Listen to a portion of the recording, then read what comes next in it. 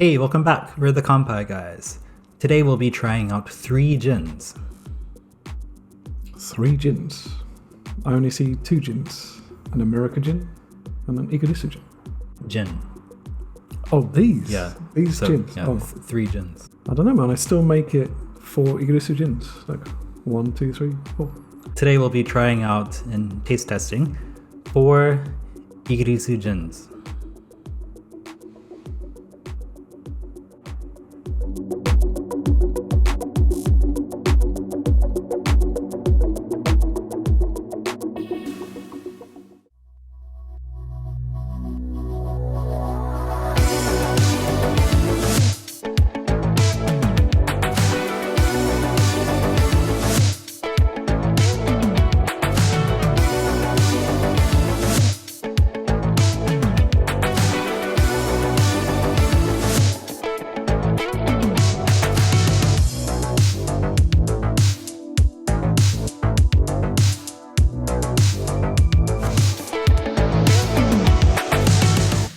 Usually we review Japanese alcohol, Nihon gin. David here brought back some Gaikoku gin for us from England.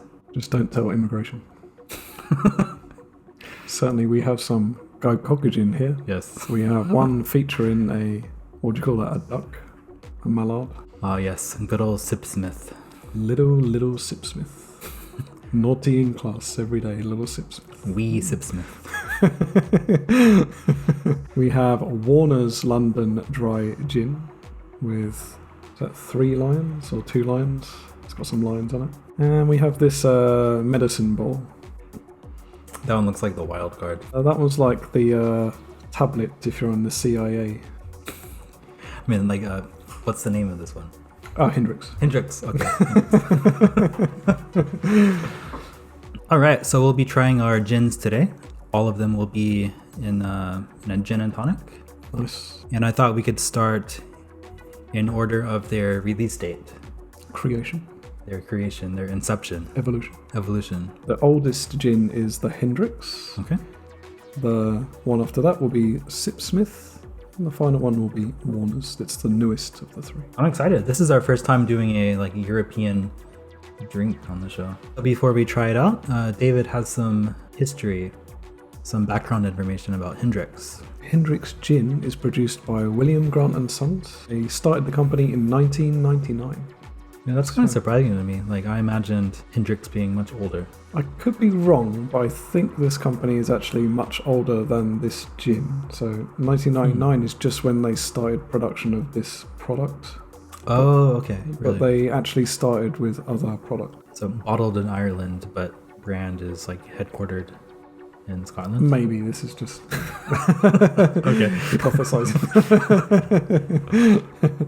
I think they were drinking a little too much gin when they did the structure for this. That's for sure. The company. No. In high Firenze supply. This gin was invented by a lady named Leslie Gracie. She's a native to Scotland, and they hired her to use botanicals to invent new products. It sounds like a professional shaman or something. An old lady in floral clothing in her English garden. A granny shaman. Sipping behind the bushes or something. Looking through the curtains. No, this is not right. This gin uses Bulgarian rose and cucumber in the flavour. Very exotic. Oh, we kind of pick up cucumber. I think cucumber is pretty easy to pick out. Bulgarian rose? That I don't even know what it is. Like a Dracula rose or something? A black rose. Black rose. Cool. Yeah. Black. Yeah. So Hendricks gin is bottled in a dark brown apothecary style bottle. Apothecary. You down with that word? Apothecary? Apothecary. Am I saying that right? Yeah, apothecary. Apothecary. It's kind of related to like a chapel or a cathedral. An apothecary is a pharmacist. Medical professional. Okay. Okay. A Sorry. drug dealer. I was way off. There is incredibly long history behind this company, but as ones who do not wish to bore you to death, I thought we'd just try the gin. First, we're going to check out the nose. I actually got some nose notes from the chaps at Master Malt. So Master Malt is a website. They say it's big. Big? Creamy aromas right off the bat, with a little zesty citrus, juniper, rose petal jelly, Bulgarian rose, and finally, cucumber. Very aromatic. From the gin tonic, there's not much on the nose at all. I get the juniper. I get flower notes. So that could be the rose. Cucumber, I'm not really getting. Honestly, smells like a mainstream cologne. Like Cologne. The bottle is kind of cologne.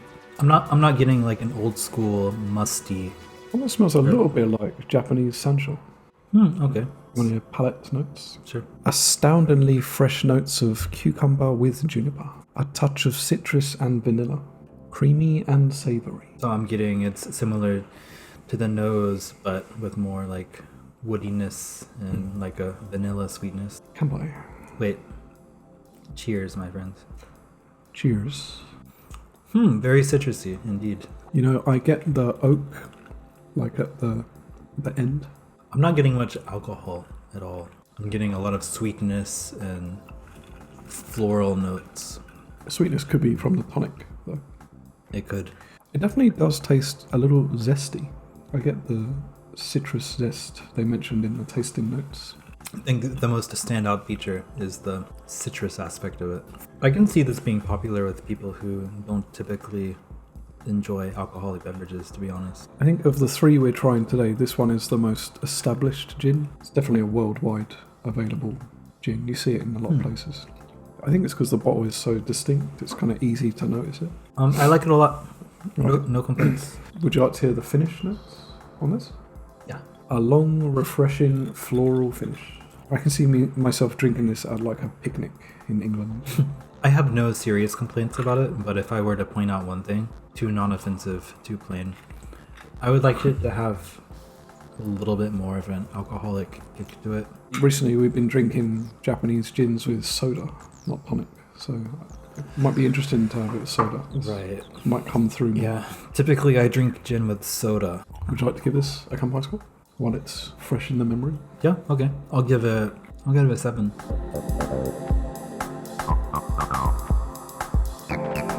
I was thinking the same.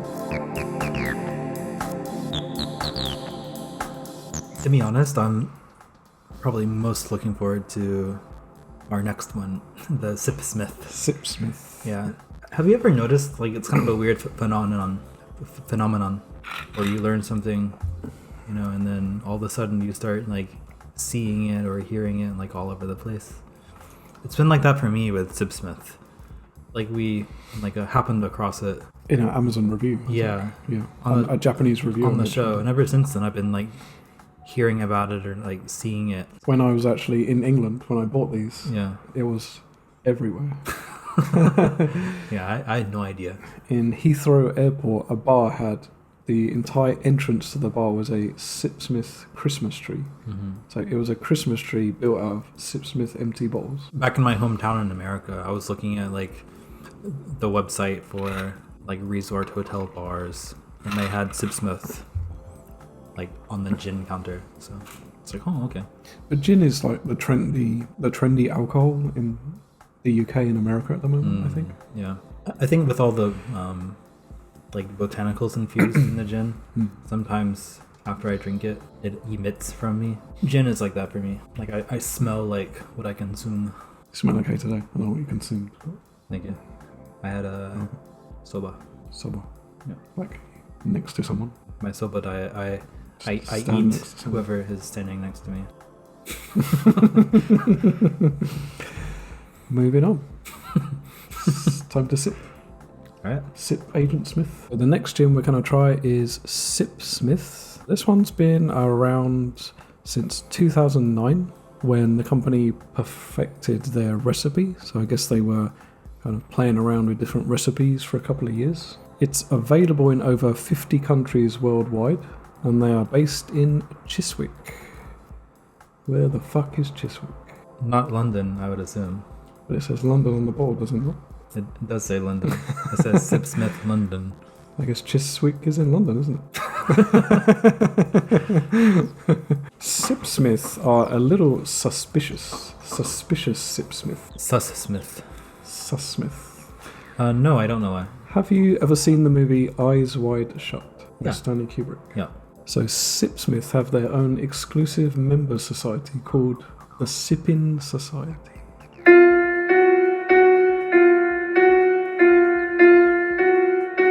Really?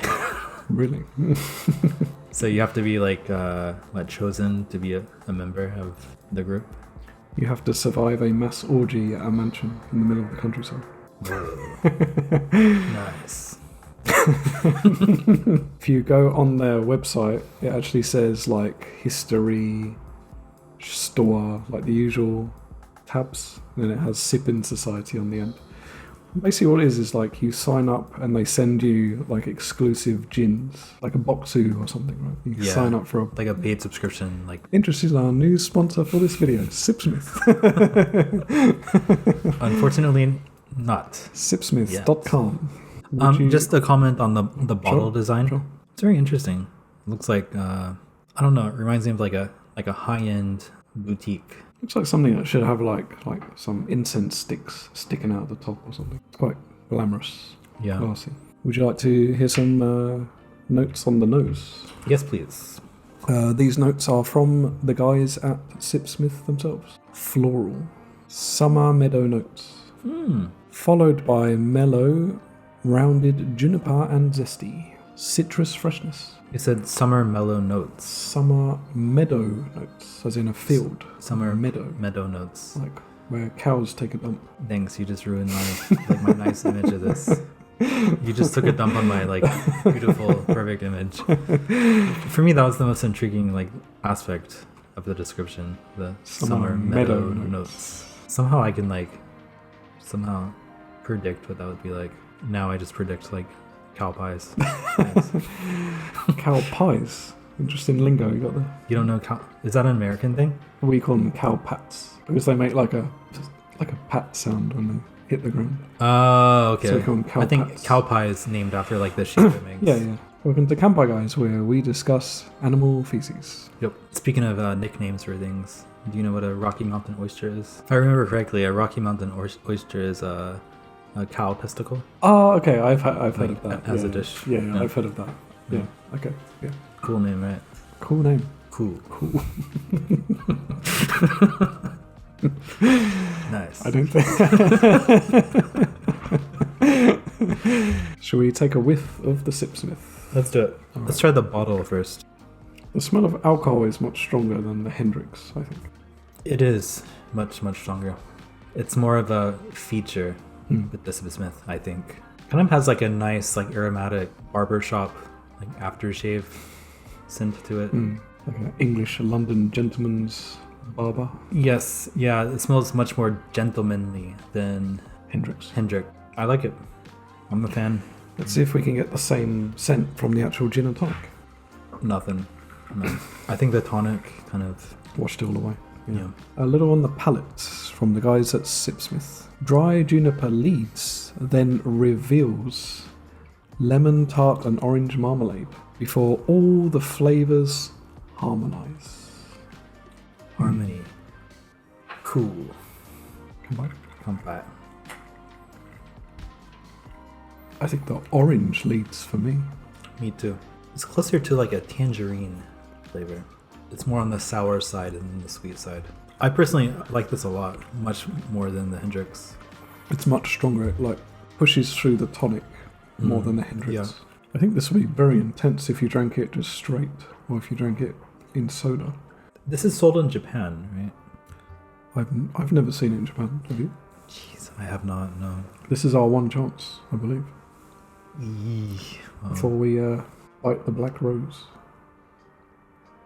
Yeah. Cool. On tonic, it's not too sweet, it's not too bitter. I can taste the alcohol. Well, this one really does just smash up through the tonic. Mm-hmm. So you really do like get unique notes from this. Yeah.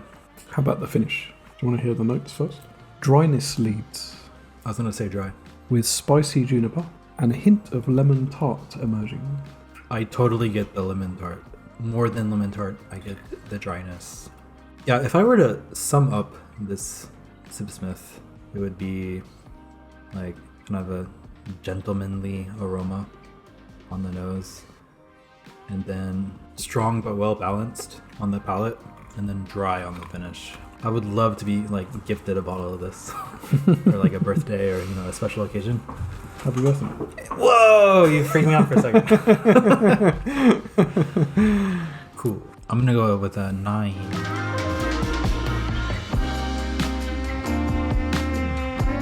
I'm thinking somewhere between an 8 and a 9. No.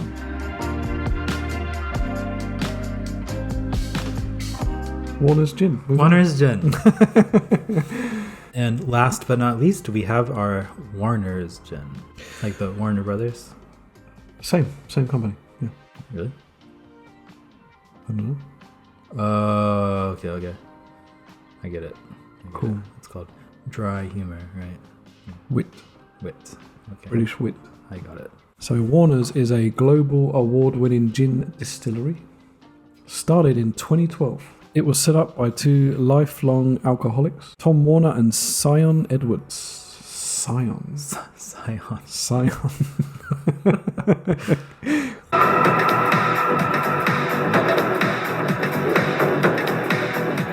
Cool.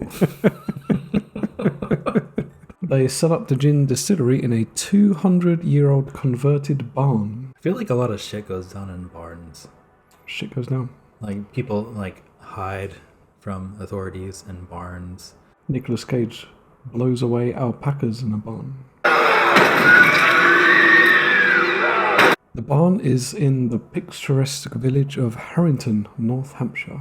They have their own hand-built copper pot and they named it. Would you like to guess the name of their copper pot? Silent. I don't know. No idea. Curiosity. Whoa.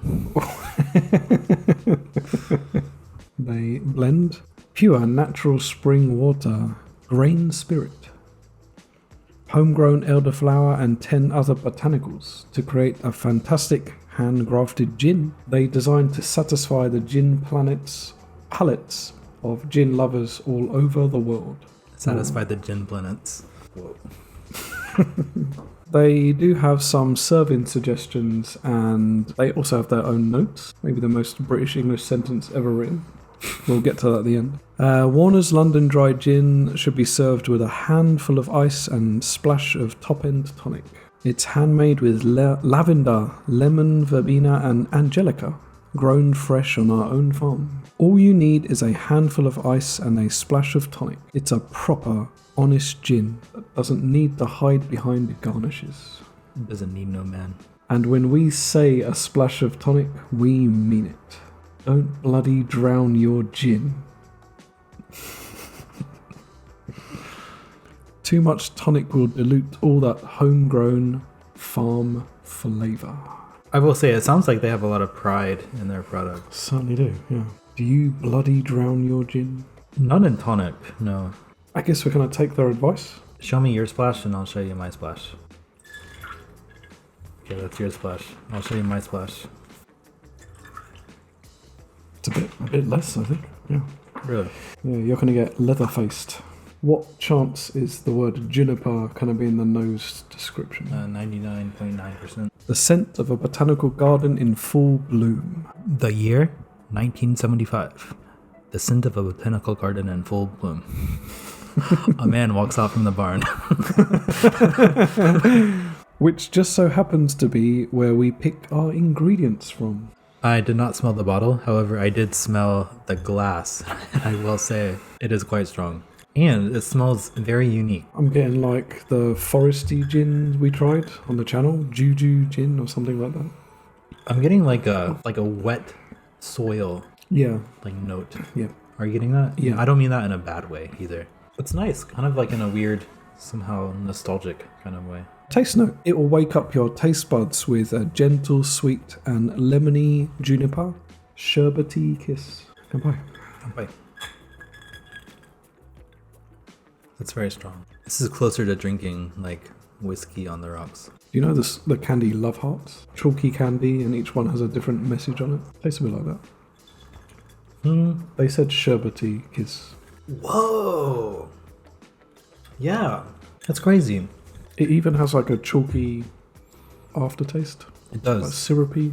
Like dry but smooth. On the palate, I don't get the like wet soil. No, that's only in the nose, isn't it? Yeah. Considering how strong we prepared it, it is still quite drinkable. Would you like to hear the notes on the finish? A gentle, spicy finish captures the essence of the coriander, cinnamon, and angelica root. Cinnamon? Cinnamon. The scent of a botanical garden in full bloom. This was a very, very fun episode. All three of these British gins are way different than the Japanese gins we've been trying. Kanpai score. 8.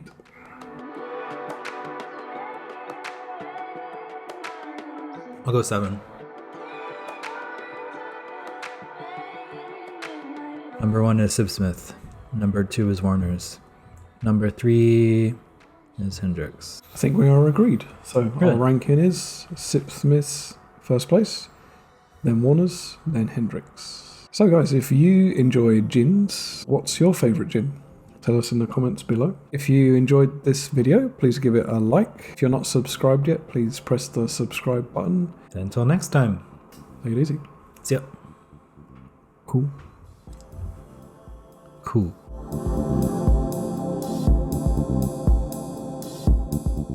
Black. Cool. Rose. Red. Yeah. Red. Sweet.